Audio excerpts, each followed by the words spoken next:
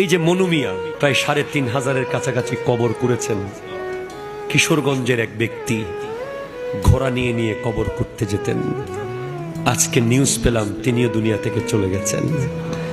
সবাই যেতে হবে, কেউ আগে কেউ পরে। ওই হযরতে খিজির আলাইহিস সালাম আর মুসা আলাইহিস সালামের ঘটনায় একটা দেয়াল পড়ে গিয়েছিল একটা এলাকায়।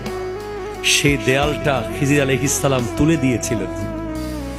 মুসা আলাইহিস সালাম বলেছিলেন, তারা আমাদেরকে এক গ্লাস পানি খাওয়ায় নাই, আপনি এরপরও দেয়াল ঠিক করে দিচ্ছেন তাদের। ওই দেয়ালের নিচে সম্পদ ছিল এতিমের।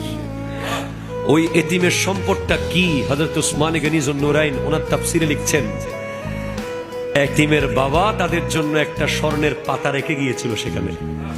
ওই পাতার মধ্যে ৬০টা বাক্য লেখা ছিল।